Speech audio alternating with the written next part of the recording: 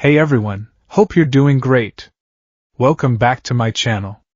In today's video, we'll dive into what if Deku could give others quirks, but lose his own piece by piece. Smash that subscribe button, and be sure to peek at the description below. Let's begin. The air was a choking cocktail of pulverized concrete and fear. Every sound was a symphony of destruction, the agonized groan of stressed steel, the sharp crackle of failing electrical wires, and the unending, panic screams of those trapped within the skeletal remains of the Musudafu Grand Tower. The villain, a monstrous figure calling himself Quakeshift, was less a man and more a localized natural disaster. His quirk allowed him to liquefy and destabilize the molecular bonds of inorganic matter. Right now, his canvas was a 40-story skyscraper, and his masterpiece was its slow, agonizing collapse. He stood at the epicenter of the chaos, laughing, a deep, rumbling sound that seemed to shake the very ground he commanded. For the students of Class 1A, deployed as part of an emergency work-study response, this was a nightmare given form. This wasn't a controlled training exercise or a surprise villain drill. This was triage on a vertical battlefield, and they were losing. Ground team, report! Tenya Ida's voice, usually a clarion call of order, was strained, cut with the static of his comms unit and the rasp of dust in his throat. He was a blue and silver blur at the base of the tower, recipro bursting in short, controlled dashes to pull civilians from the expanding debris field.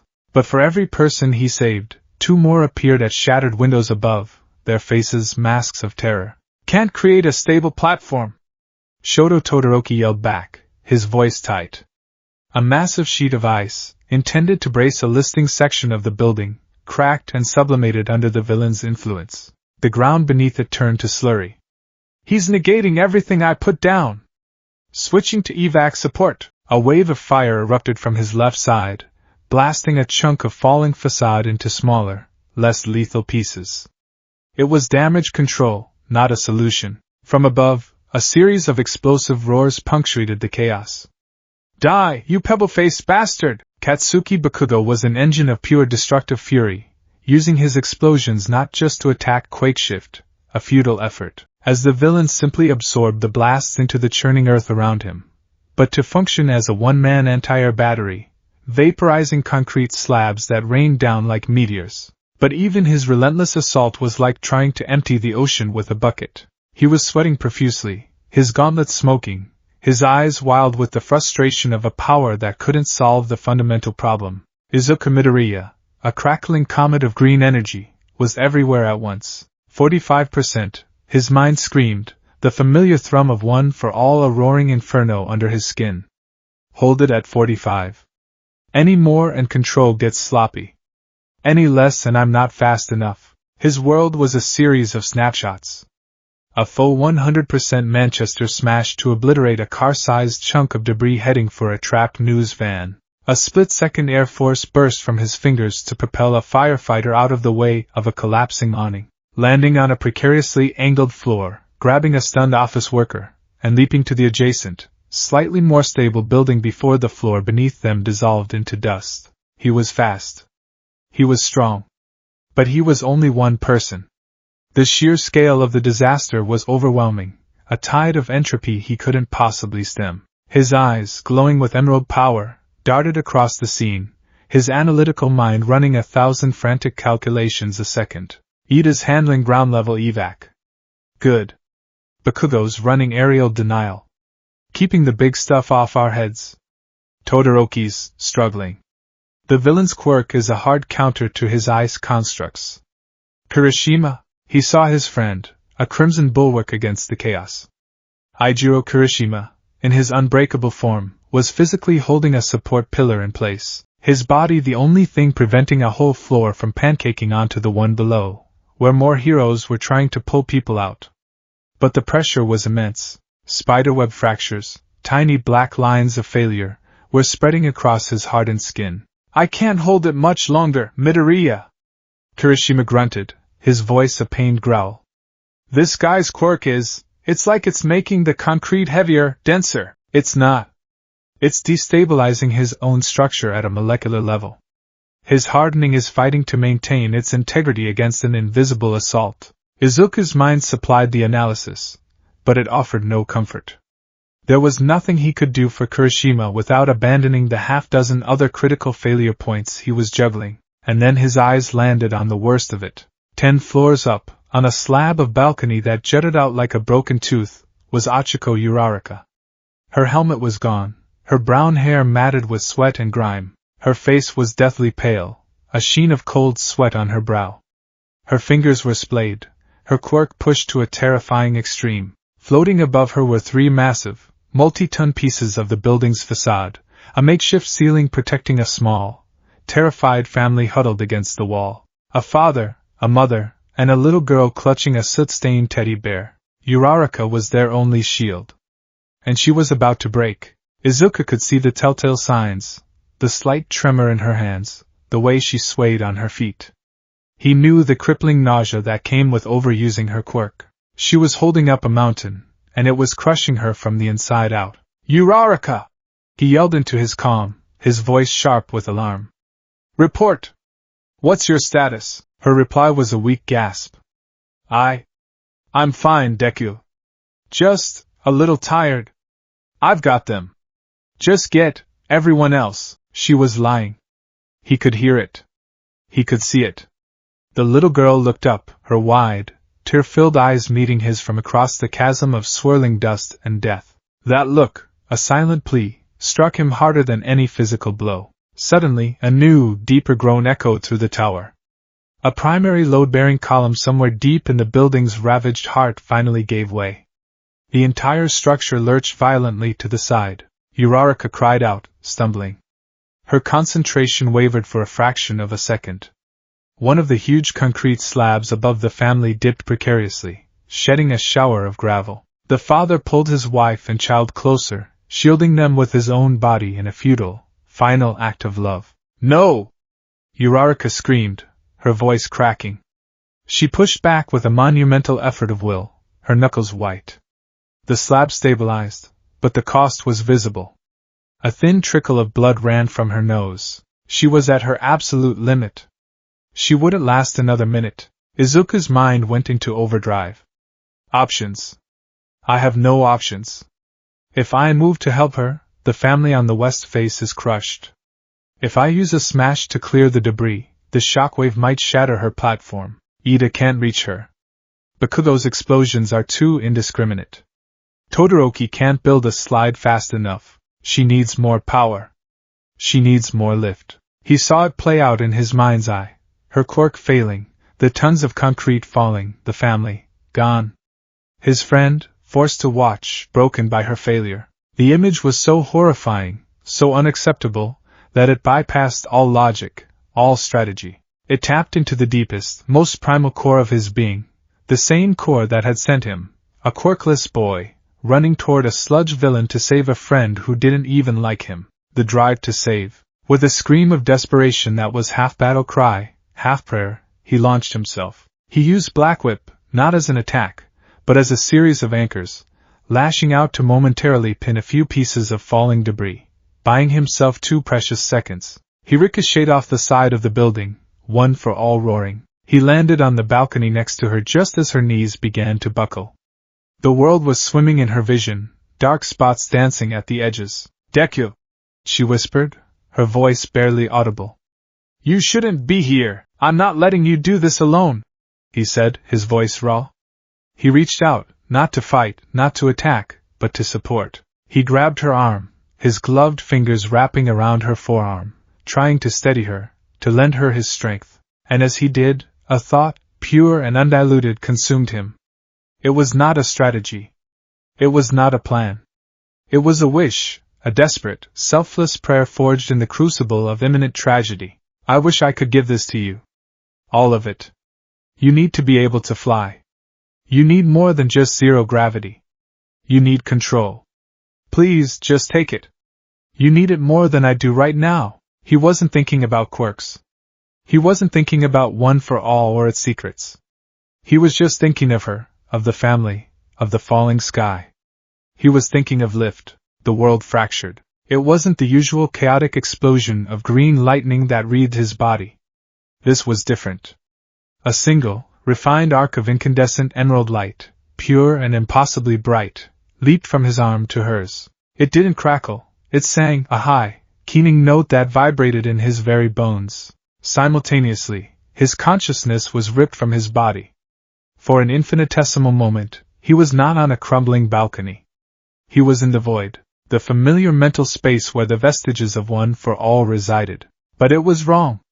The space was flickering, unstable, like a bad hollow projection. He saw them all, the past users, their silent thrones arranged in a circle. But his focus was drawn to one.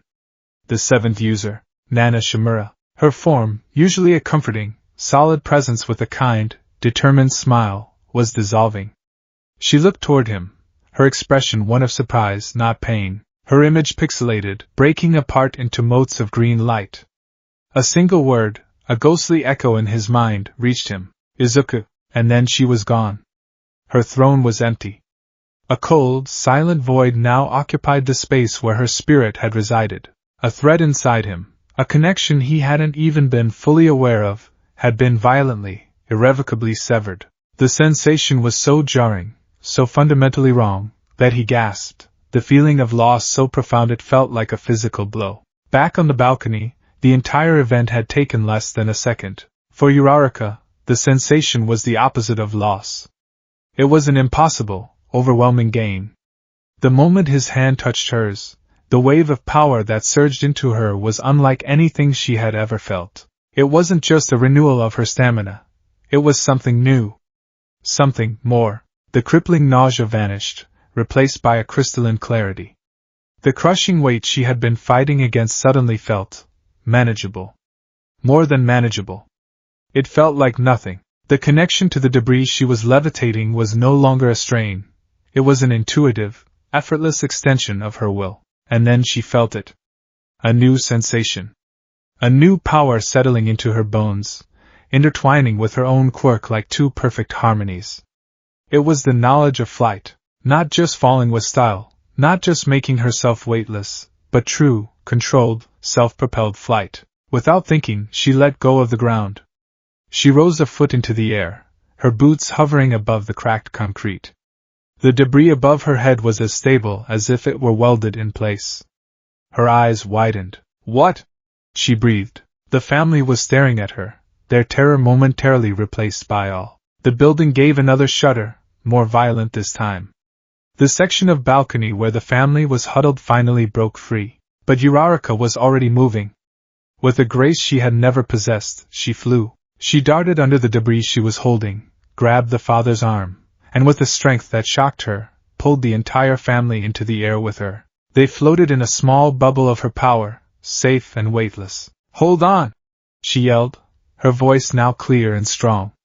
She maneuvered them away from the collapsing tower, a graceful arc through the dust-filled air, setting them down gently on the roof of the adjacent, stable building, 100 meters away.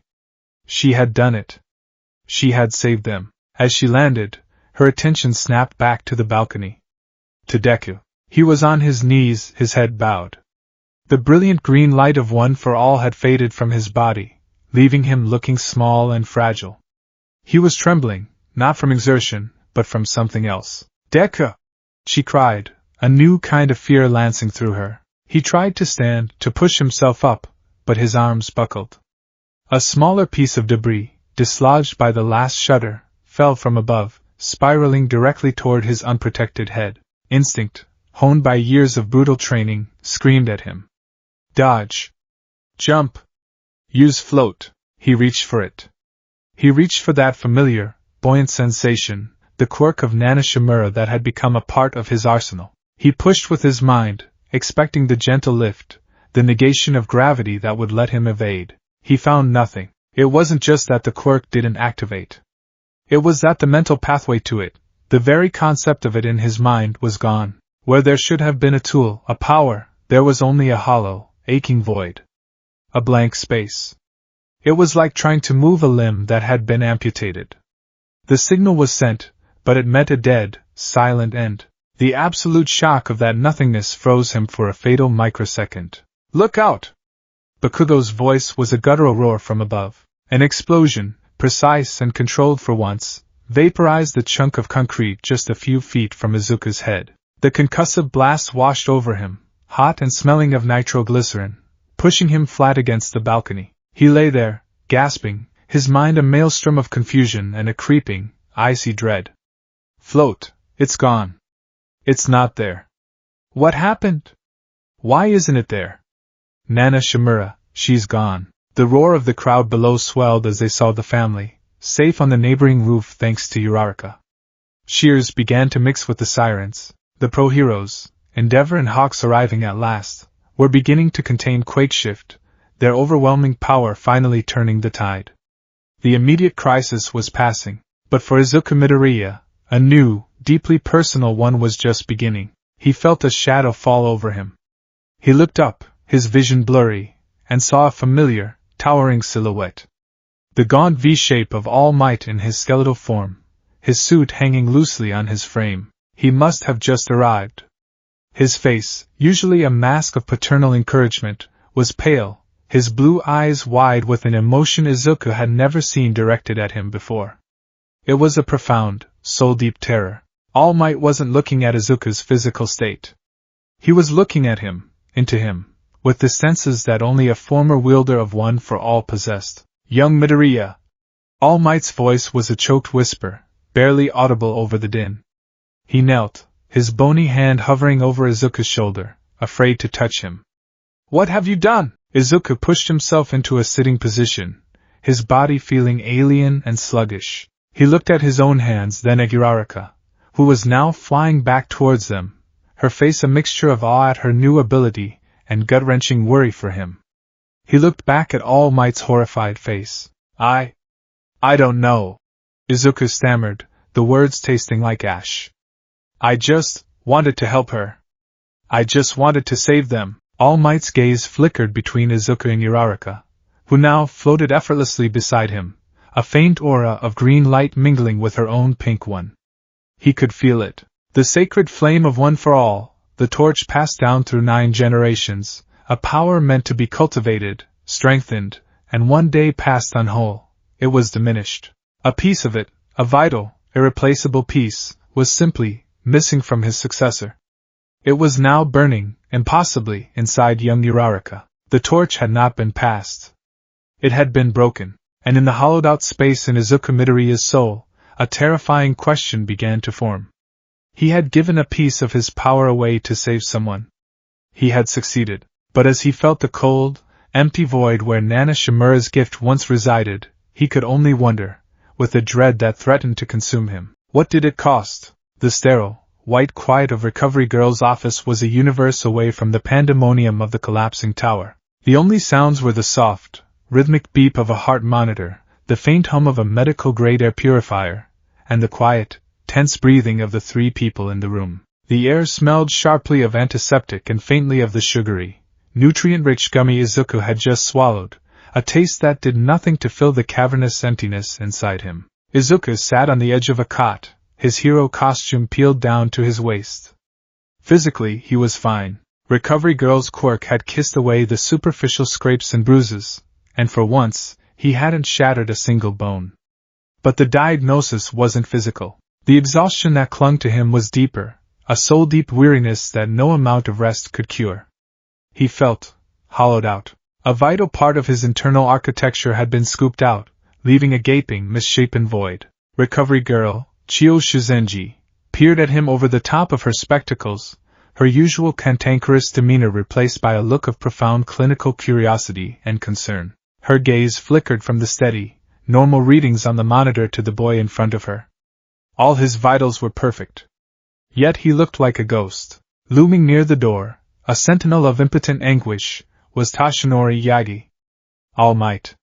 In his skeletal form, he looked more fragile than ever, the shadows of the room carving deep hollows into his gaunt face. He hadn't spoken more than 2 words since they'd left the disaster site. He just watched Izuku, his blue eyes churning with a storm of emotions Izuku couldn't begin to parse: fear, confusion, and something that looked terrifyingly like horror. All right, young man?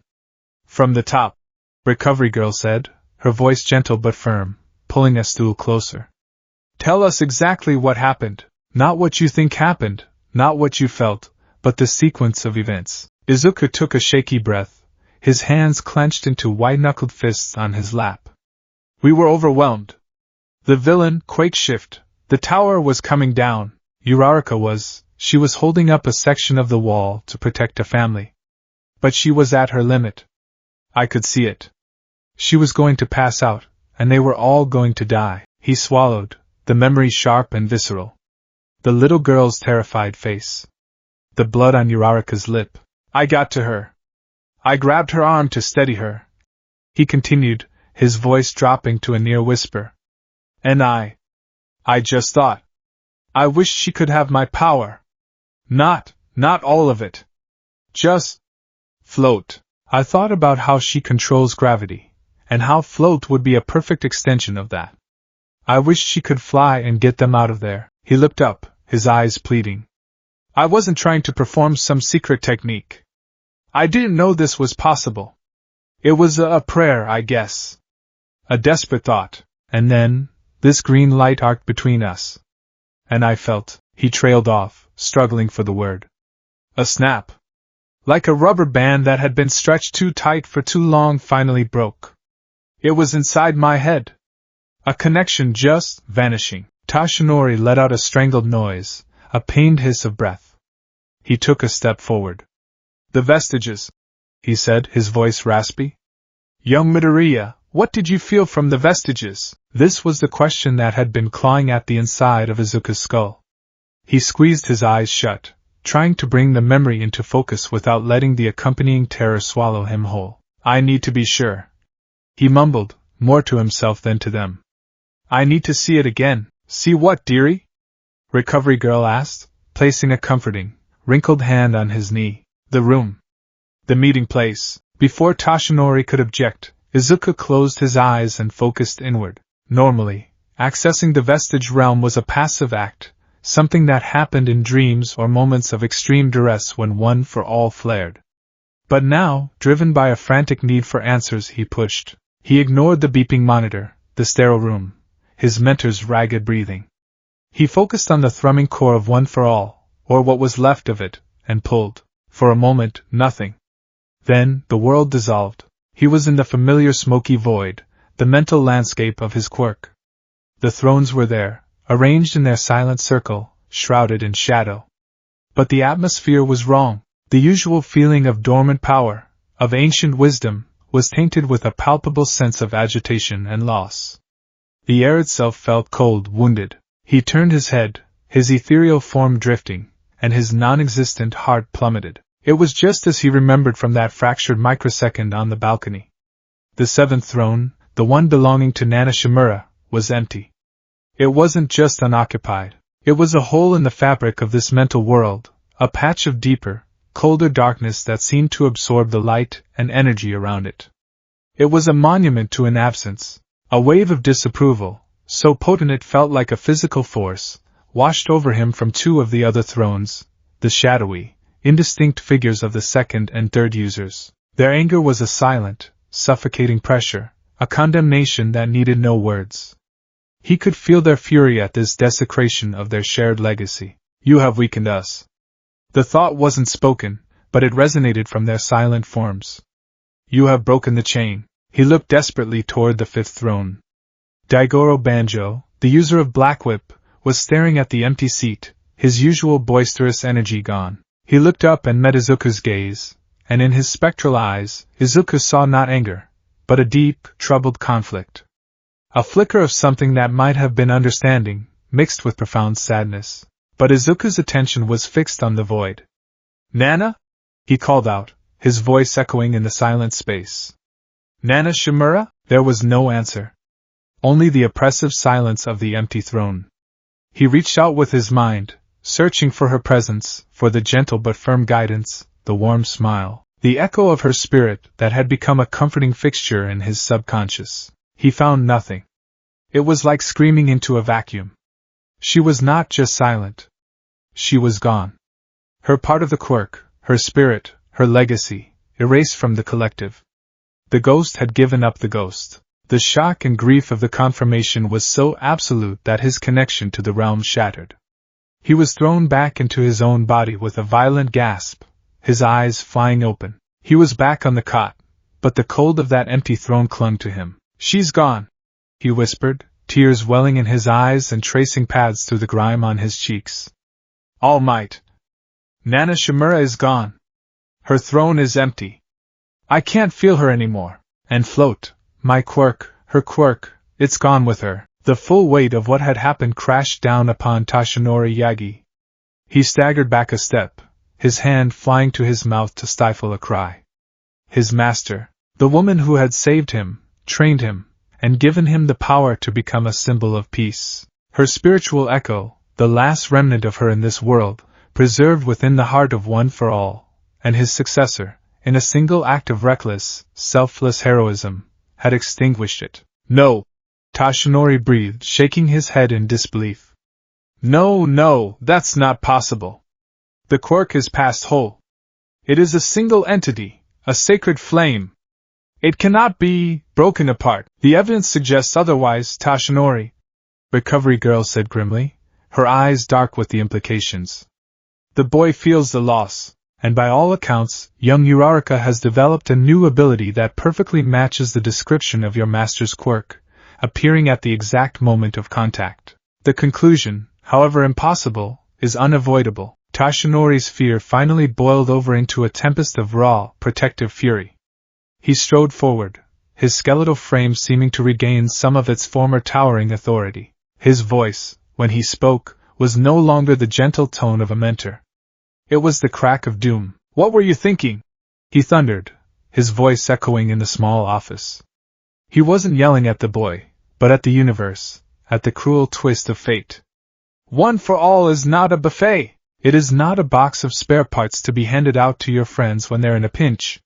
It is a torch, my boy, a single, sacred torch passed from one generation to the next, with the sworn duty to keep it burning brightly until it is time to pass it on again, whole and strong, to face its ultimate enemy. He paced back and forth, his agitation a whirlwind in the confined space.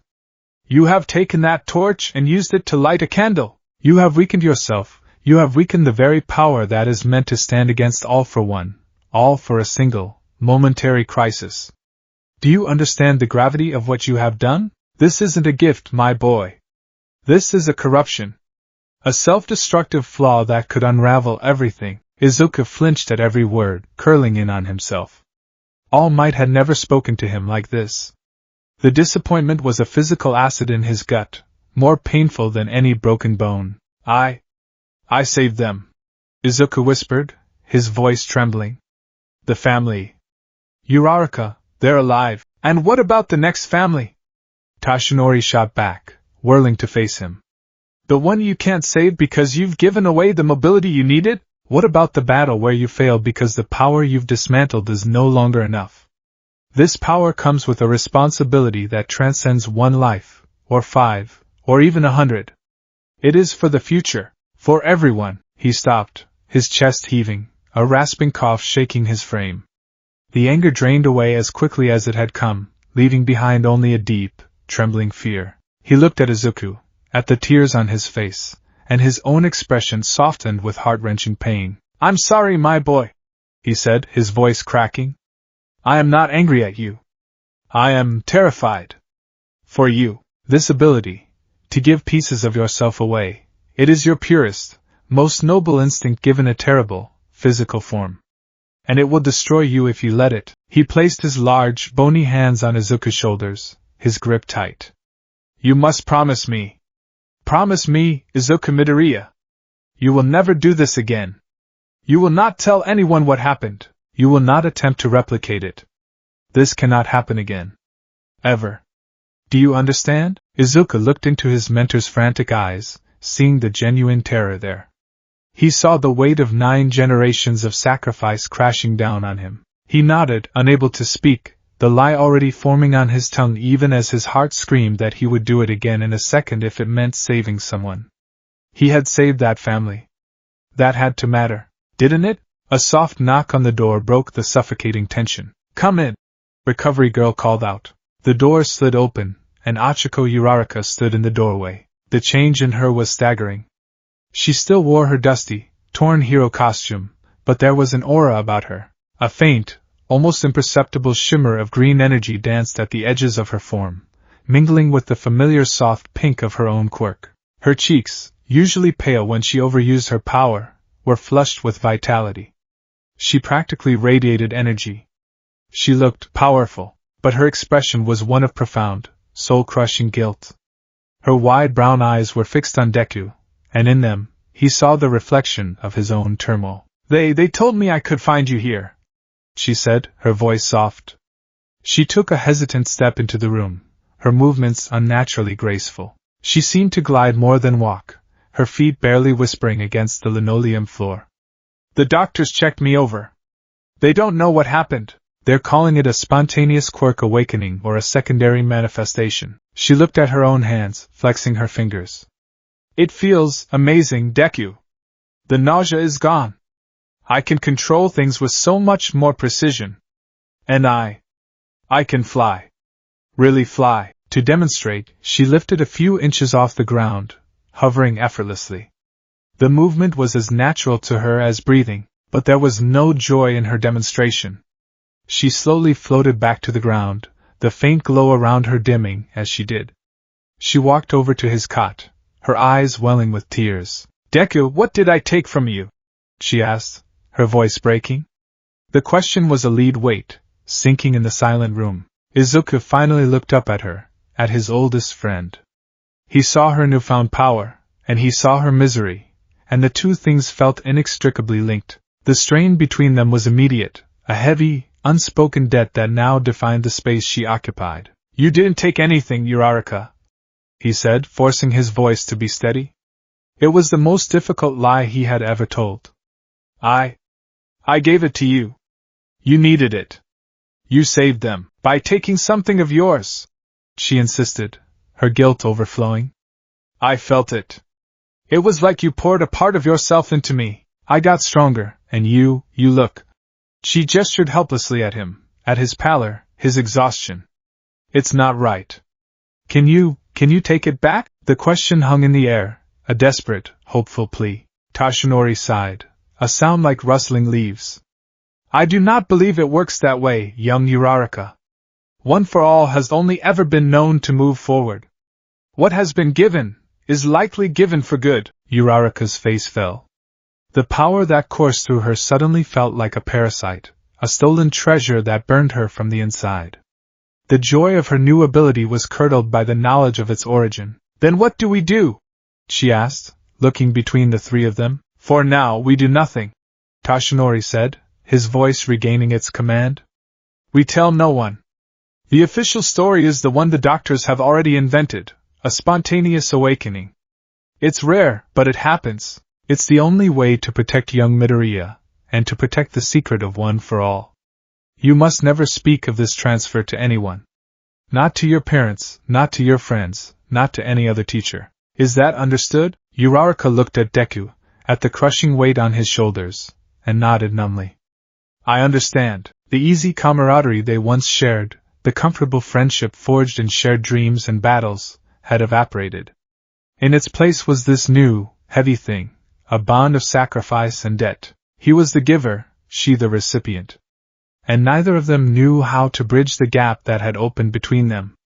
When she looked at him, she would see his loss. When he looked at her flying, a part of him would always feel the phantom limb of the quirk he no longer possessed. Later, after Uraraka had left and Recovery Girl had shooed all might out to let him rest, Izuku lay on the cot, staring at the ceiling. Sleep wouldn't come. His mind was a racetrack of frantic thoughts, replaying the events, the feelings, the horrifying emptiness where Nana Shimura used to be. He felt a presence at his door and turned to see Katsuki Bakugo leaning against the frame, his arms crossed. He wasn't wearing his gauntlets, and his expression wasn't its usual mask of explosive rage. It was sharp, analytical, and intensely suspicious. "The hell are you doing in here?" Bakugo's voice was a low growl. "Old lady said you didn't even break a pinky this time. So why do you look like you wrestled a ghost and lost?" Izuku sat up, his body tensing. "I'm just tired, Kaken," Bakugo snorted, a harsh, disbelieving sound. He pushed off the doorframe and took a few steps into the room, his crimson eyes scanning Izuku from head to toe. Bakugo's perception of Izuku's power was second to none. Their entire lives had been a benchmark against one another. He could sense the subtlest shifts, the smallest changes. "Don't give me that crap, Deku," he said, his voice dropping lower. "I saw you out there. Your lightning, it's thinner. The pressure you give off when you power up, it's less dense, and you were slow at the end. Slower than you should have been." He jabbed a finger in Izuku's direction. "Then Roundface starts zipping around like a damn firefly, and you end up looking like this. Something happened on that balcony." "Something you did." Izuku's blood ran cold. He had expected suspicion, but not this level of immediate, precise analysis. Bakugo wasn't just guessing. He had felt the change in the fundamental output of One for All. "I don't know what you're talking about," Izuku said, forcing himself to meet Bakugo's glare. "Liar!" Bakugo snarled, the word sharp as a shard of glass. "You're hiding something. Ever since you got that damn quirk, you've been on a straight line, always up. Stronger, faster, more. But today you took a step back. I felt it. So you better figure your shit out, because I'm not waiting for you to fall behind." He didn't press further. He just gave Izuku one last, withering glare of contemptuous curiosity before turning and stalking away, leaving a humming silence in his wake. Izuku sank back onto the pillow, his heart hammering against his ribs. Bakugo's words echoed in his mind, stripping away the justifications and leaving only the stark reality. You took a step back. He had given away a piece of the power he had sworn to master, a piece of the legacy he had inherited.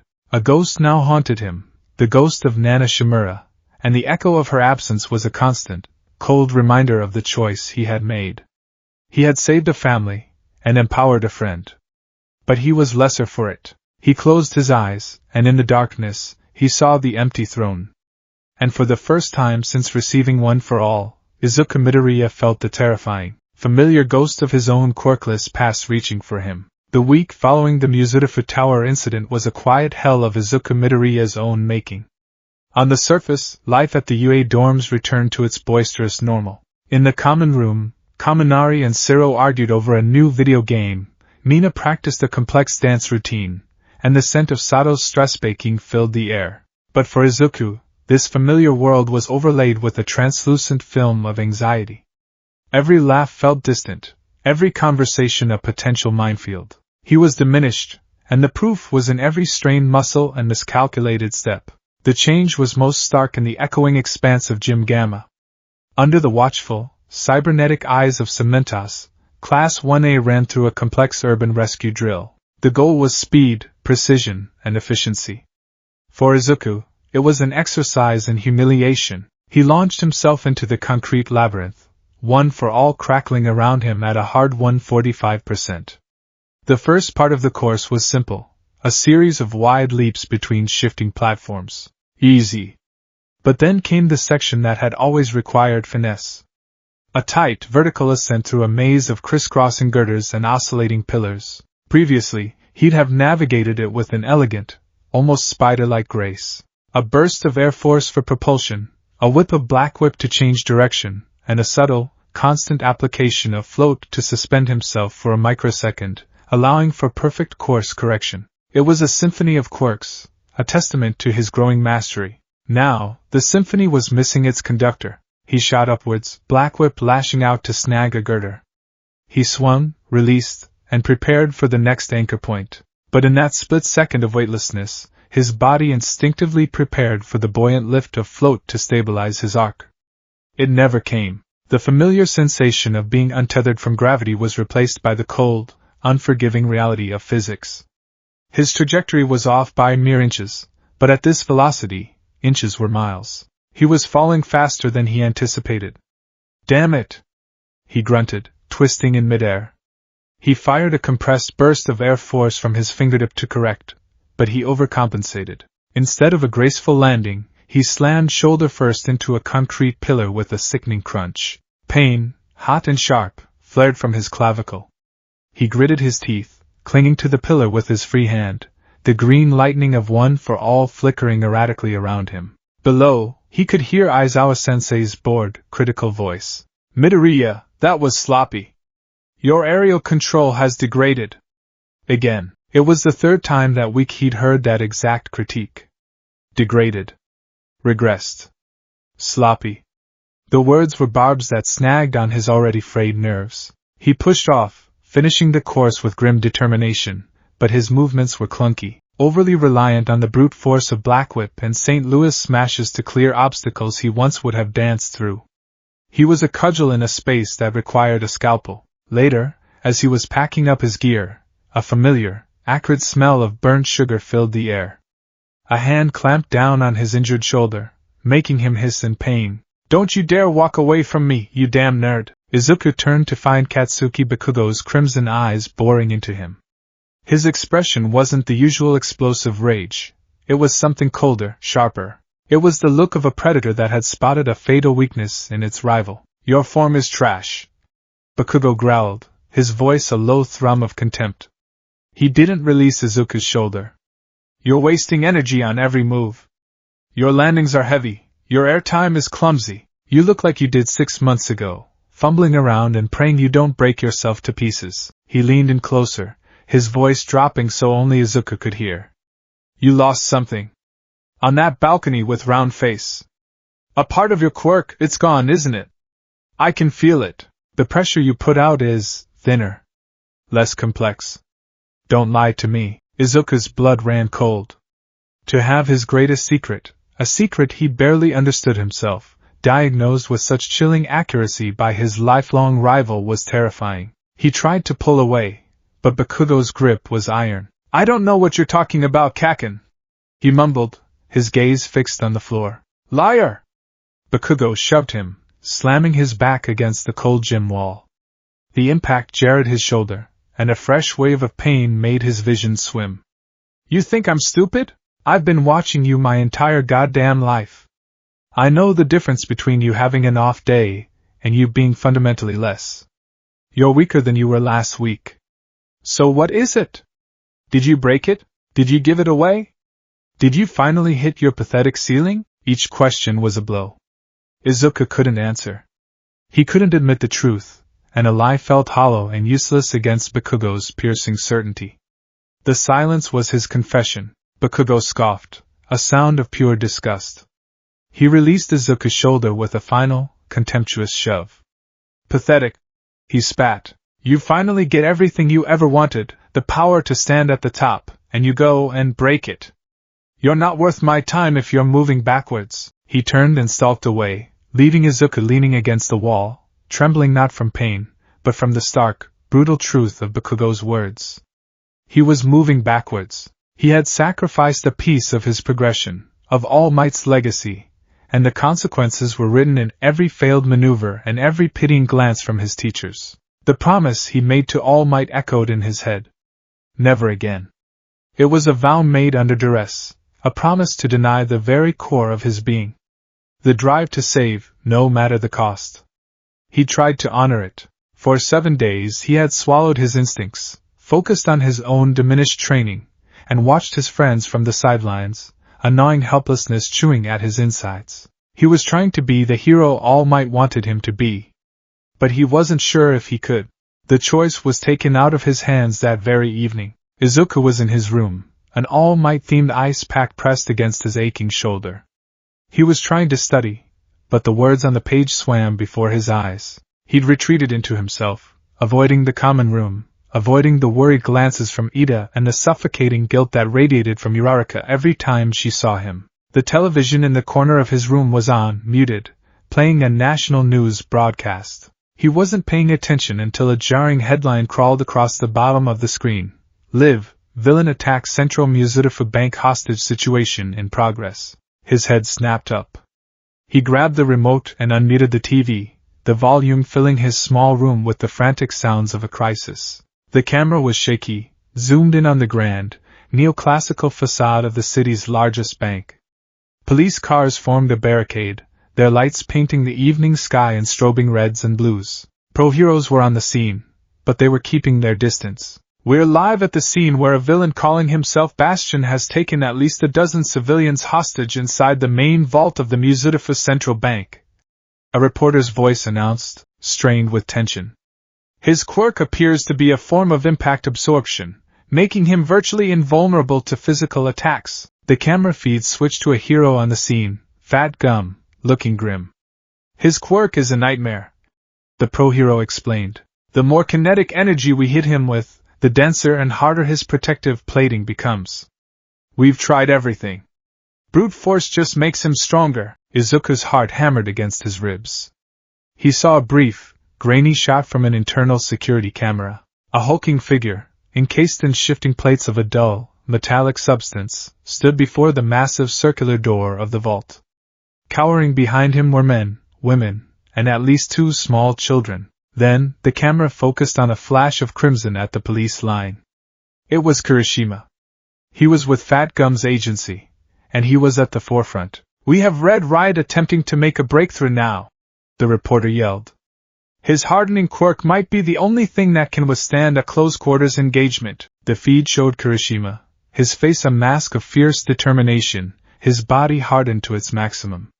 He charged, a scarlet battering ram aimed at the heart of the problem. He wasn't trying to fight Bastion directly, but to break the locking mechanism on the vault door to free the hostages. He slammed his body against the thick steel, the sound a deafening clang that echoed even through the TV speakers. Bastion turned, his movements slow and deliberate.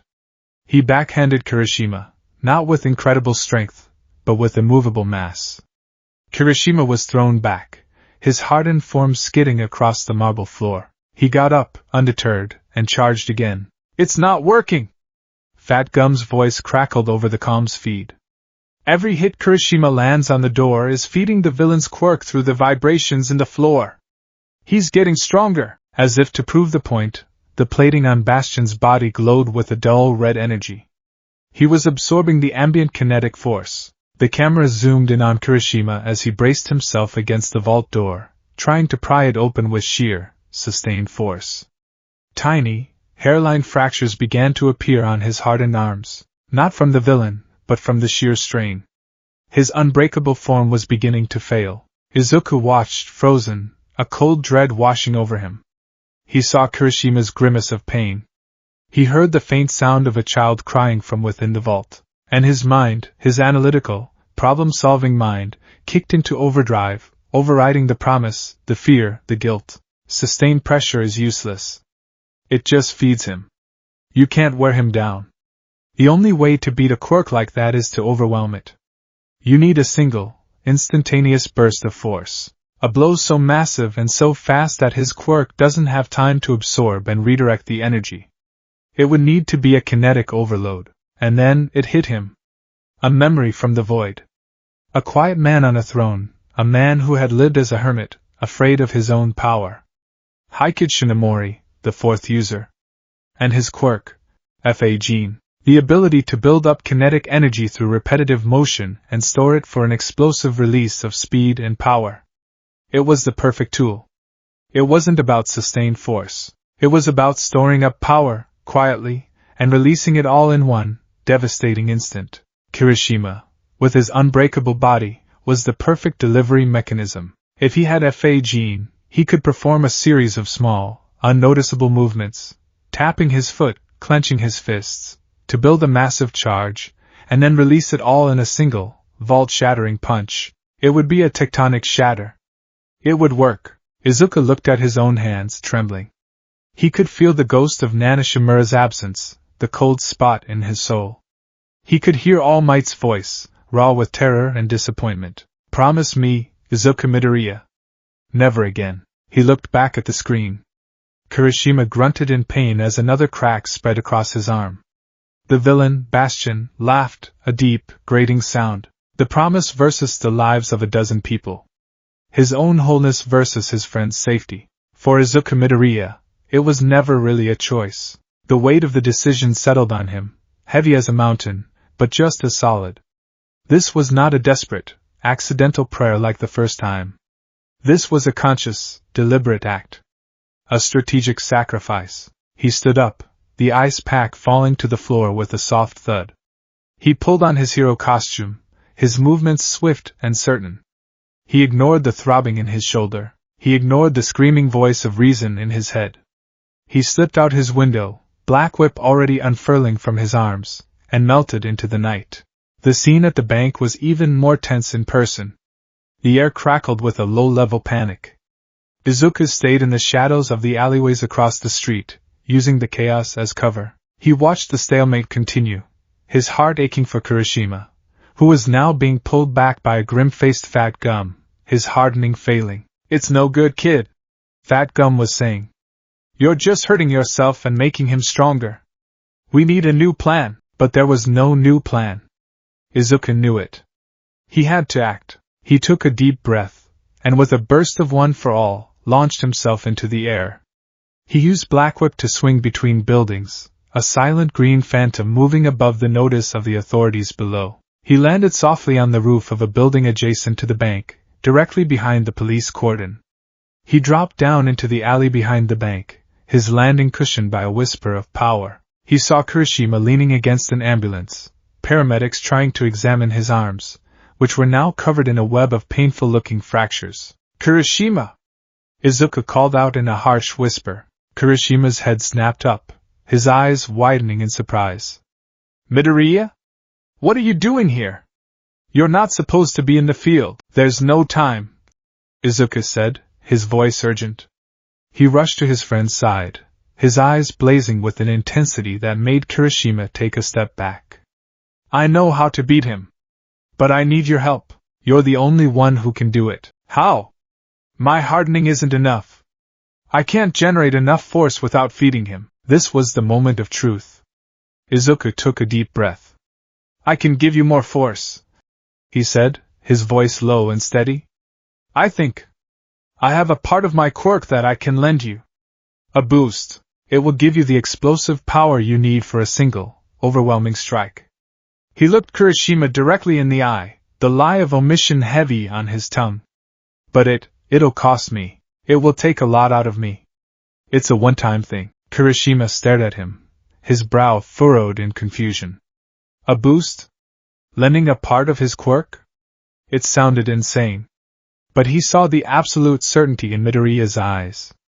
He saw the desperate plea. This was his friend, the guy who broke himself over and over for others, offering a solution when all the pros had failed. In the manly code that Kirishima lived by, trust in a brother was paramount. "Are you sure?" Kirishima asked, his voice rough with emotion. "I've never been more sure about anything," Izuku replied. Kirishima's expression hardened with resolve. He nodded. "Okay. I trust you, Midoriya. Tell me what to do." "Give me your arm," Izuku said. Kirishima extended his arm, the skin still partially hardened but fractured. Izuku placed his hand on Kirishima's forearm, mirroring the action he had taken with Uraraka. But this time, it was different. He closed his eyes, not waiting for desperation to force his hand. He focused. He reached into the void inside him, past the cold absence of Nana Shimura, and sought out the quiet presence of the fourth user. He found the ember of Fa Gene, the humming, coiled energy of the quirk, and he pushed. In the mental realm of the vestiges, a tremor ran through the smoky chamber. The form of Haikid Shinomori, the fourth, flickered. He was always the most withdrawn, the most silent of the predecessors. He turned his hazy face toward Izuku's consciousness. There was no protest. No anger. Only a quiet, melancholic acceptance. A silent nod, as if to say, "So, this is how it ends. It's for the best." Then, his throne and his spirit dissolved into motes of light, fading into the encroaching darkness, leaving behind another cold, empty seat next to Nana's. A new wave of loss, sharper and more profound than the first, ripped through Izuku. But it was accompanied by a new sensation. Fa Gene wasn't just a supplementary quirk. It was a power that affected the user's core stamina and energy regulation. As it left him, he felt his own internal battery being ripped out. A wave of profound, cellular exhaustion washed over him, so intense it made his knees buckle. He felt instantly, dreadfully weaker, as if his blood had been replaced with lead. For Kirishima, the sensation was electric. A surge of raw, kinetic potential flooded his body. It was a feeling of coiled springs, of immense power held in perfect stasis, waiting for a command. It settled into his muscles, intertwining with his hardening, and he understood it with an innate, primal clarity. He could feel the energy building with every slight twitch of his muscles. Izuku stumbled back, leaning against the ambulance for support, his breath coming in ragged gasps. The world was tilting. "It's done!" he panted, sweat beading on his forehead. "Build the charge. Don't let him see. Tap your fingers, your feet. Anything. Then release it all in one punch.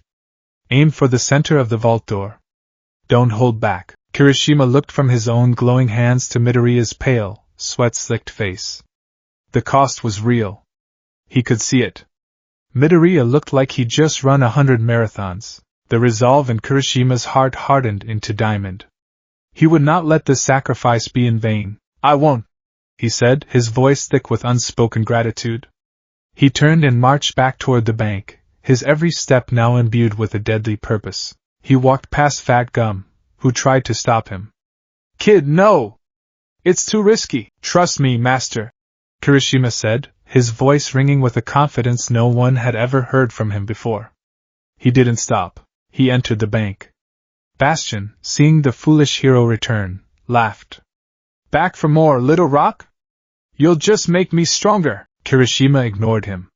He walked to the vault door, and as he did, his fingers tapped a silent, frantic rhythm against his legs. With each tap, he could feel the power inside him swell, a contained supernova growing in his core. He reached the door and planted his feet, his body hardening into its unbreakable state, but this time it felt different.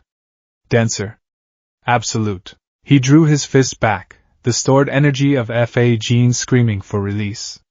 For a split second, the air around his fist shimmered and distorted. "Red Riot Unbreakable!"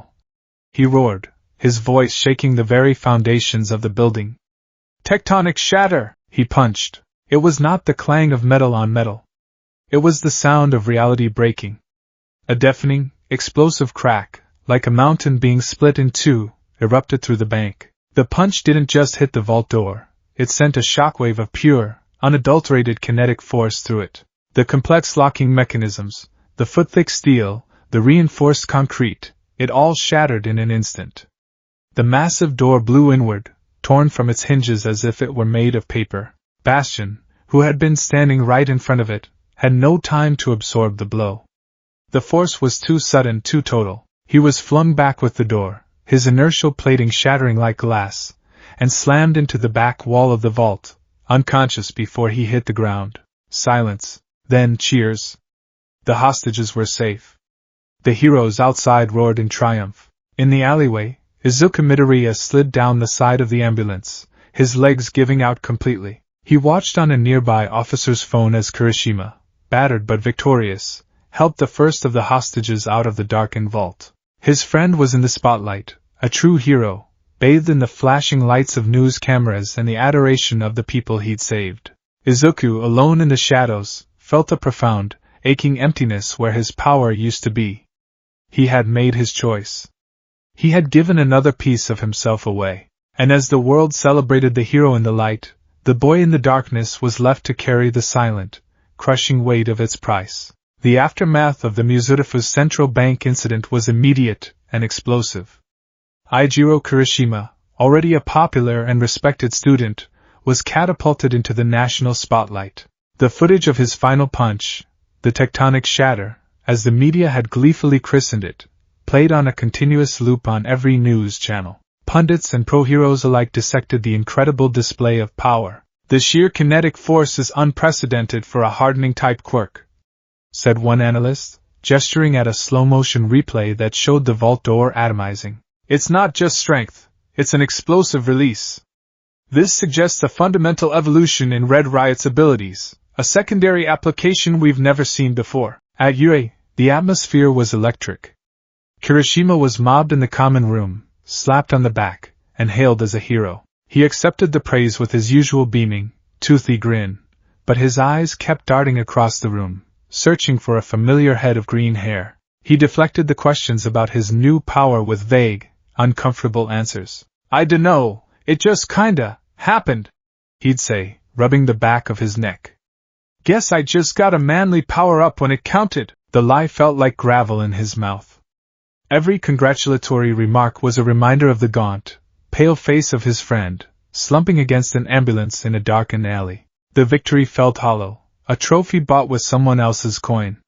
He knew the truth. It wasn't his power-up. It was a gift.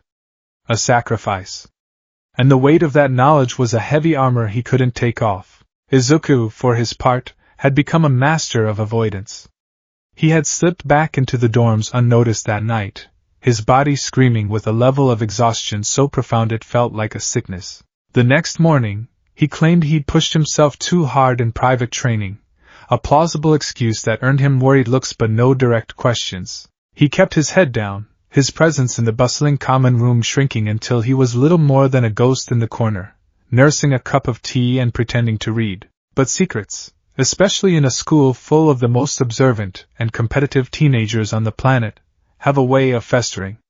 The whispers started small, quiet conversations in the hallways between classes. "It's weird, right?"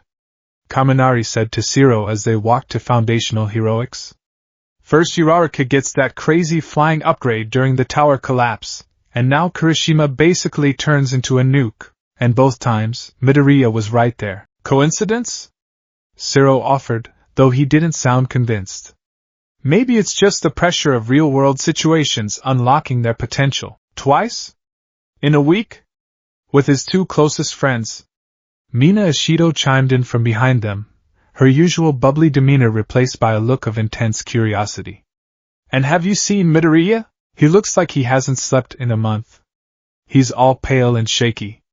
It's like, every time one of them gets stronger, he gets weaker." The seed of rumor, once planted, began to sprout. It twisted and grew in the fertile soil of teenage speculation. Was Midoriya some kind of quirk catalyst? A living power-up? Did being near him in a crisis unlock latent abilities in others? The theory was wild, unsubstantiated, but it had a compelling, almost mythic quality to it. It spread through Class 1A, then to Class 1B, and soon the entire hero course was buzzing with the Midoriya effect. The rumor had unintended consequences. Some students started seeking him out, hoping some of his luck would rub off on them. Ojiro asked him for a quick spar, his eyes full of a hopeful gleam. Sato offered him a specially baked, high-energy cake, asking him to cheer him on during his next training session. Each interaction was a fresh stab of guilt for Izuku. He was a fraud, a false idol they were building without his consent. Others reacted with suspicion and jealousy. Monoma from Class 1B took every opportunity to mock him publicly. Well, if it isn't Class 1 as talking support item," he sneered during a joint lunch period, his voice carrying across the cafeteria. "How convenient that whenever one of you is in a pinch, you suddenly manifest the perfect power to win. One has to wonder if you're even earning your victories anymore, or if you're just getting handouts from your class's lucky charm." Izuku just flinched and retreated further into his shell, offering no defense. But Uraraka and Kirishima, the two recipients of his luck, did not. "Shut your mouth, Monoma!" Kirishima growled, rising to his feet, his hands clenching into fists. The protective gesture only seemed to confirm the rumors in the eyes of the other students. "Oh, protective, are we?" Monoma taunted with a smug grin.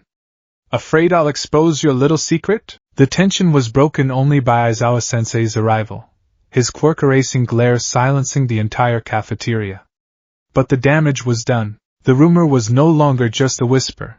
It was an open secret, a tangible thing that warped the social dynamics of the school. Izuku was becoming isolated, an object of either desire or suspicion, but no longer just a peer. The rumors inevitably reached the ears of the faculty, and from there, the one person Izuku had been dreading facing most of all. The summons came via curt text message, "My office." Now, Izuku's heart plummeted into his stomach. He walked the familiar path to Tashinori Yagi's office, each step a leaden weight. The promise he had broken felt like a brand on his soul. He had tried to justify it, to rationalize it, but now, faced with the impending judgment of his mentor, all his justifications crumbled into dust. He knocked on the door, his hand trembling. "Enter!" A strained voice called out. The office was dark, the blinds drawn, casting the room in stripes of late afternoon sun. Tashinori was not at his desk. He was standing by the window, a gaunt silhouette against the light. He didn't turn around when Izuku entered. He was holding a tablet, the screen showing a news report about Red Riot's heroic feat. "FAG," Toshinori said, his voice quiet, devoid of its usual warmth. It was a cold, dead thing. The quirk of the fourth user, Haikid Shinomori. The ability to store and release kinetic energy, a perfect counter for an impact absorption villain.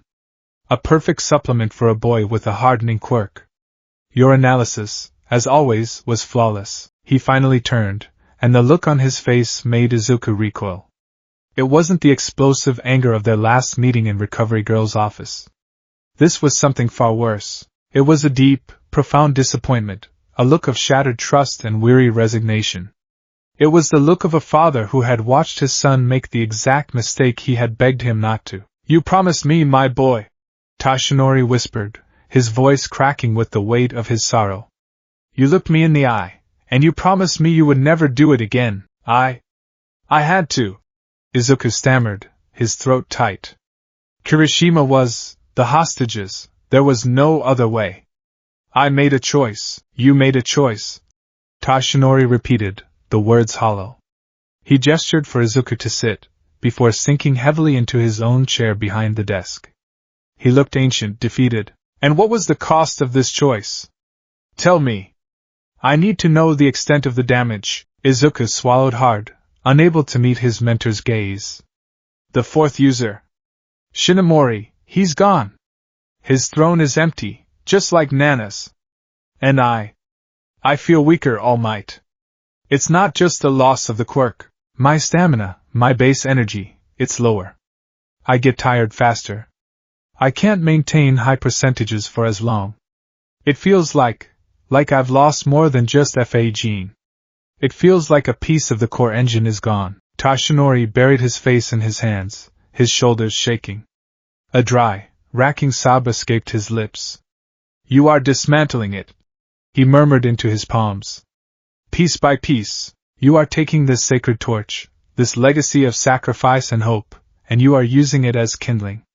Do you even hear yourself? You are actively, consciously, making yourself weaker in the face of an enemy who grows stronger every day." He looked up, his eyes red-rimmed and filled with a desperate, pleading anguish. "Izuku, I chose you for your heart. For that selfless spirit that drove you to save young Bakugo when you had no power at all. I thought that spirit, combined with the power of One for All, would create the greatest hero the world had ever known. But I never imagined that your heart would become One for All's greatest vulnerability. This new ability, it is a poison tailored specifically for you. It preys on your selflessness. It rewards your suicidal heroism by letting you destroy yourself for the sake of others." Their relationship, the bedrock of Izuku's journey as a hero, was fracturing under the strain. The easy mentorship, the shared dream, it was all tainted now by this fundamental disagreement. All Might saw the bigger picture, the long war against All for One. Izuku could only see the battle in front of him, the person who needed saving right now. "What am I supposed to do?" Izuku cried out, his own control finally snapping. "Let people die. Let my friends get hurt when I have the power to stop it. What kind of hero would I be then? A living one?" Toshinori slammed his fist on the desk, the sound making Izuku jump. "A hero who is strong enough to be there for the next fight, and the one after that. A hero who honors the sacrifices of those who came before him by preserving the power they entrusted to him. What you are doing is not sacrifice. It is suicide on an installment plan, and you are taking the hope of generations with you." The raw, painful truth of their positions hung between them, an unbridgeable chasm. They were both right, and they were both wrong, and neither could yield. The mentor-student bond, once a source of strength, was now a source of immense pain. Far away, in the shadowed heart of the Paranormal Liberation Front's mountain stronghold, another being was taking a keen interest in the rumors swirling around Yue. All for One, his consciousness now a dominant co-pilot within Tamura Shigaraki's body, sat observing a bank of monitors. Dr. Garaki scurried around him, adjusting dials and bringing up news feeds. Shigaraki's, or rather, the hybrid entity's, fingers steepled before him, his gaze fixed on the footage of Kirishima's tectonic shatter. "Fascinating." The voice that emerged from Shigaraki's lips was a layered thing, a discordant harmony of Shigaraki's youthful rasp and All for One's cultured, ancient baritone. The hardening quirk is a simple one. Durable, but with a clear ceiling on its kinetic output. This is something else entirely. An external graft of power. Indeed, master, Garaki chirped, his loyalty seamlessly transferred to the new vessel. The energy signature is faint, but unmistakable. It carries the unique wavelength of One for All. The entity leaned forward, its red eyes glowing with a predatory light. On another screen, it brought up footage from the tower collapse. It watched Uraraka's sudden, graceful flight, her form haloed in a faint green aura. And here as well. A zero-gravity quirk, which only affects the user's influence on other objects, suddenly grants controlled, self-propelled flight. That is the signature of Nana Shimura's quirk, Float, passed down to the 9th user, and now, gifted to his little friend. A slow, chilling smile spread across Shigaraki's face. It was All for One's smile, a look of rapacious, intellectual delight. He can break it apart, he breathed, the revelation dawning on him like a sunrise of beautiful destruction. The 9th user, Izuku Midoriya, has developed the ability to bestow fragments of One for All onto others. Garaki shivered with excitement. A quirk that gives quirks. It's the perfect antithesis to your own, master. A beautiful symmetry. It is more than symmetry, doctor. The entity mused, its mind already racing through 1,000 terrible possibilities. It is a weakness, a fatal flaw born from the very nature of heroism that they so pathetically champion. The boy is a bleeding heart, and now his quirk literally allows him to bleed power for others. All for One had always sought to take One for All. It was the one quirk that had eluded him, the one symbol he had to crush to achieve his total victory. But the idea of taking it from a user who was actively, willingly dismantling it, the irony was exquisite. And the new ability itself, a power that gives quirks. The potential was staggering. If he could steal that ability, he could not only take powers but also create his own army of loyal, empowered soldiers. He could reward his followers with fragments of the very quirk that symbolized his opposition. It was a weapon of immense psychological and strategic value. This changes the plan, the entity declared, its voice resonating with newfound purpose. Killing Izuku Midoriya is no longer the primary objective. It is secondary. The prize is the boy himself, and the unique quirk he now possesses. He turned his glowing red eyes to a hulking gnome waiting silently in the shadows of the laboratory. It was a new model, sleek and intelligent, designed for stealth and capture. I want him brought to me. Alive. I wish to study this phenomenon myself. I must understand how he does it. And then, the chilling smile returned, wider and more terrifying than before. I will take it all, the broken pieces, the core, and the marvelous, self-destructive ability to give it all away. The hunt was no longer just about destroying the next symbol of peace. It was about stealing the means of creation itself. The ripples of Izuku's desperate choices had spread far beyond the walls of Ue, across the country, and into the deepest, darkest heart of his greatest enemy. The stakes of his secret had just been raised to a level he could not possibly imagine. He was no longer just a target, he was a prize. And the world was about to become infinitely more dangerous for him. The physical toll of Izuku's choices was no longer a secret he could hide behind flimsy excuses. It had become a visible, undeniable truth, etched into his every movement. The vibrant, crackling bonfire of One for All that had once blazed within him now felt like a dwindling flame, sputtering against the cold, encroaching wind. He was slower. He knew it with a sickening certainty every time he ran laps and found Ida's pace harder to match. He was weaker. He felt it every time he sparred with Bakugo, whose explosive attacks now drove him back with an ease that was both new and terrifyingly familiar, reminiscent of their middle school dynamic. The loss of Float had crippled his aerial mobility, and the absence of Fa Gene had stolen the explosive potential from his blows, leaving him with only the raw, untempered power of the stockpile. It made him a blunt instrument, powerful but predictable. His control, once his proudest achievement, was fraying. Without the stabilizing influences of the quirks he had given away, the intuitive sense of balance from Float, the energy regulation from Fa Gene, managing the raw output of One for All had become like trying to steer a ship in a hurricane with a broken rudder. He had to consciously focus on things that had become second nature, and in the heat of battle, that split second of hesitation was a fatal flaw. The most public demonstration of his decline came during a joint training exercise with Class 1B. The scenario was a mock disaster zone, a cityscape of tilting buildings and treacherous chasms designed by Cementos. The objective was simple: rescue the civilian dummies faster than the other team. Izuku's team, consisting of himself, Tsuyu Ajiri, and Minoru Mineta, was pitted against a formidable 1B team led by Itsuka Kendo. From the start, things went wrong. Izuku, as the powerhouse, was meant to clear a path. He saw a crumbling wall blocking their route to a trap dummy. Previously, he would have used a precision Air Force blast to blow a clean hole through it.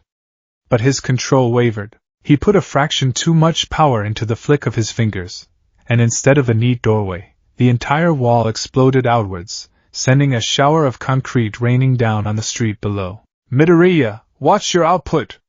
Tsuyu called out, her long tongue shooting out to snatch a piece of debris that was about to hit Mineta. Her tone wasn't admonishing, just concerned. It was a look he was getting used to. Later, he needed to cross a wide gap between two buildings. He launched himself with a 45% jump, but misjudged the arc. Without float to grant him that crucial moment of suspension, he began to fall short. He had to fire Black Whip in a panic, the dark tendrils lashing out and catching the opposite ledge, but his momentum was killed. He had to haul himself up, clumsy and slow, wasting precious seconds. He could feel the eyes of the other students on him from the observation room, feel their whispered confusion. The final straw came when he faced off against Todoroki, who was playing the part of a rival hero obstructing their path. It was a simple spar, a test of combat prowess under pressure. "Let's see what you've got, Midoriya," Todoroki said, his voice even, but his eyes were sharp, analytical. He sent a massive wave of ice surging towards Izuku. Izuku leaped, his movements feeling heavy, sluggish. He landed and prepared a counter, but Todoroki was already moving, launching a blast of fire from his left side, forcing Izuku to dodge again. The fight became a desperate dance of evasion. Izuku was always a step behind, reacting instead of acting. He was spending all his energy just keeping up. He saw an opening, a chance to get in close for a St. Louis smash, but as he moved, his body screamed in protest. The cellular-level exhaustion from giving away FA gene was a lead weight in his limbs. He faltered, just for a moment. It was all the opening Todoroki needed. A torrent of ice erupted from the ground, encasing Izuku's legs and torso before he could react. He was trapped, immobilized. The match was over. He had lost. Not just a match, but he had lost in a way he wouldn't have a month ago. Todoroki hadn't even seemed to be trying that hard. He stood over the frozen Izuku, his heterochromatic eyes filled not with triumph, but with a deep, furrowed concern. "Midoriya," he said, his voice low enough that only Izuku could hear it as he melted the ice. "Your fighting style has changed. It lacks fluidity. You are strong, but you are fighting against yourself. Are you alright?" The quiet, genuine question was worse than any of Bakugo's taunts. Izuku could only nod, unable to meet his friend's gaze, shame burning in his chest. In the observation room, the whispers had grown louder. "What's wrong with him?" Uraraka murmured, her hands clenched so tight her knuckles were white. The guilt was a physical sickness in her stomach. She could fly, she could soar, while he was grounded and struggling. "He's pushing himself too hard in private training," Ida insisted, his hand chopping the air with a gesture that lacked its usual conviction. "He must be suffering from accumulated fatigue. As his friends, we must ensure he adheres to a proper rest schedule." But no one was convinced. They had all seen it. The golden boy of Class 1A, the one who was always rocketing forward, had inexplicably stalled. The flame that had inspired them all was visibly, terrifyingly, dwindling. The internal rebellion was far more vicious than the external whispers. His mind, once a place of focused strategy, had become a battleground. The moment he drifted into sleep, he was no longer in his dorm room. He was in the void. The smoky chamber of the vestiges was a tense, hostile space. The two empty thrones, nanas and hikajas, were like open wounds, radiating a cold silence that was more damning than any accusation. The remaining vestiges were in an uproar, and their displeasure was a palpable force. He found himself standing before the thrones of the second and third users. Their forms were still indistinct, shifting shadows of men from a bygone era, but their animosity was crystal clear. "You are a fool," the thought emanated from the second, sharp and cold as a shard of ice. He was the pragmatist, the one who had lived and fought in the darkest era of all for one's reign. He saw Izuku's actions not as heroic, but as a catastrophic strategic blunder. This power is a weapon. It is the only weapon that can permanently end him. You are sharpening the knives of your allies by breaking the hilt of your own sword.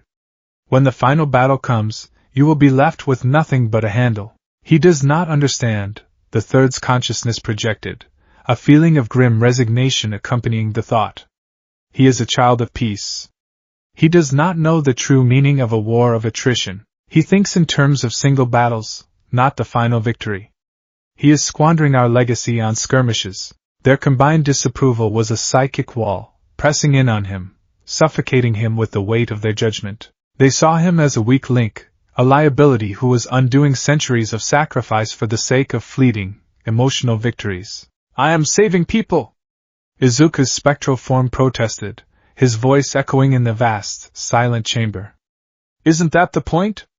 To use this power to help others? The point is to stop all for one," the second shot back, his shadowy form seeming to lean forward menacingly.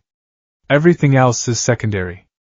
Every action must be weighed against that single objective. You have twice weakened yourself, weakened us, for situations that other heroes could have, and should have, handled. You are acting like a soldier throwing away his rifle to hand a comrade a pistol." Desperate, Izuku turned his gaze to the fifth user, Daigoro Banjo. The user of Black Whip was usually a boisterous, encouraging presence. Now, he sat slumped on his throne, his head in his hands. "Lariat?" Izuku pleaded. "You understand, don't you? You saw Uraraka, you saw Kirishima. They were the right people for the job at that moment." Daigoro looked up, and the conflict in his spectral eyes was agonizing. "I get it, kid. I really do." His voice was a low rumble of static and sorrow. "To see a friend in trouble and have the means to help, it's the purest instinct a hero has. I look at what Zero can do with his tape, and I can't help but think how my Black Whip would be a natural fit for him, how much more he could accomplish. The thought, it's tempting." He shook his head, a gesture of profound sadness. "But they're right. The second and third, they lived through hell. They know what we're truly up against. This isn't about being the best hero on a given Tuesday. It's about being strong enough for the last day.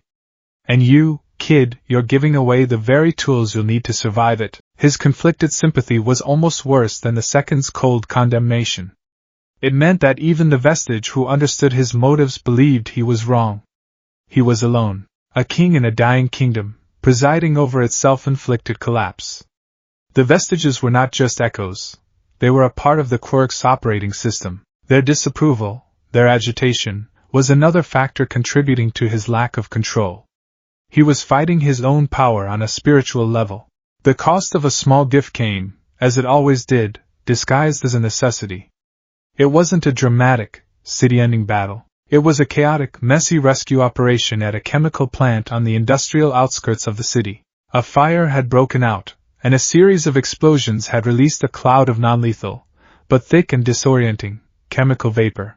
Class 1A was on the scene again, this time in a more controlled, supplementary role. Their job was to evacuate the plant workers while the pro-heroes fought the blaze. The smoke was the biggest problem. Visibility was near zero, and the workers, panicked and confused, were scattering instead of heading for the exits. Izuku was working with Shoji, using his dupli arms to locate workers in the dense fog.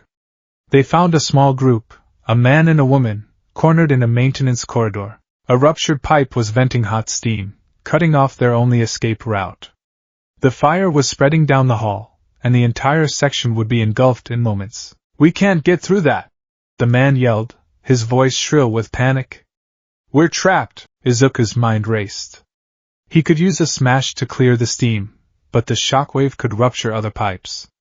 He could try to grab them with Black Whip, but they were panicking too much to be cooperative. He needed to get them past the steam and down the hall without them being seen by the spreading flames, without them panicking and running the wrong way.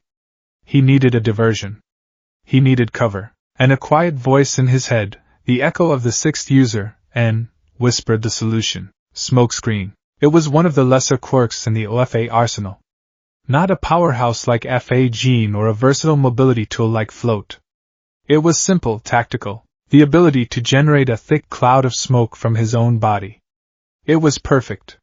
He could generate a screen to hide their escape, guiding them through the chaos under the cover of his own making. He looked at the two terrified civilians, their faces streaked with soot and fear. He looked at the roaring flames. He felt the silent, disapproving stare of the second and third in the back of his mind. He heard All Might's heartbroken plea. A small gift, he thought, a desperate justification. It's not a core power. Just a utility quirk. A small price for 2 lives. He made his decision. He grabbed the panicked man's arm. I'm going to get you out of here. Trust me, he said, his voice firm. He didn't need a prayer this time. The pathway was horrifyingly familiar. He closed his eyes, reached inside himself, and found the wisp of power that was his quirk. He offered no apology to the vestiges, he just acted. He pushed the power into the civilian. In the void, the form of N, the sixth user, simply smiled. It was a sad, gentle smile of understanding.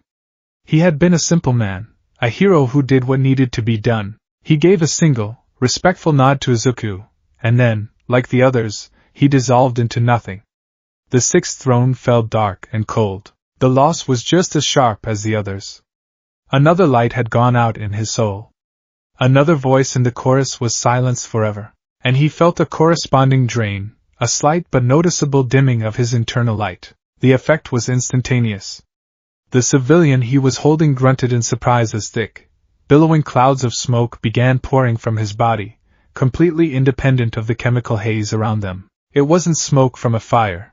It was a dense, controllable screen. What's happening? The man cried. It's your quirk! A stress-induced awakening! Izuku yelled, the lie coming easily now. Use it! Create a wall of smoke between us and the fire! Confused but desperate, the man did as he was told. A thick, impenetrable barrier of smoke erupted, masking them completely. Under its cover, Izuku guided the 2 workers past the steam jet and down the corridor to safety, handing them off to a waiting paramedic. He had saved them. 2 more lives. A clean, efficient rescue. He stumbled away from the scene, into the relative clarity of the open air, and leaned against a shipping container, his breath catching in his throat. He tried to summon a wisp of smoke from his own body, a test he already knew the answer to. Nothing. Another phantom limb. Another empty space in his arsenal. He was down 3 quirks. Float. FA Gene. Smokescreen. The versatile tools, the ones that gave him options beyond punch harder, were gone. He looked at his hands, seeing the faint green sparks of one for all dance around them. The sparks seemed dimmer now, less vibrant. The flame was dwindling, and Izuku Midoriya, the boy who wanted to save everyone, was beginning to realize that he was feeding the fire with his own soul, and he was terrified that one day, he would look down and find nothing left to burn.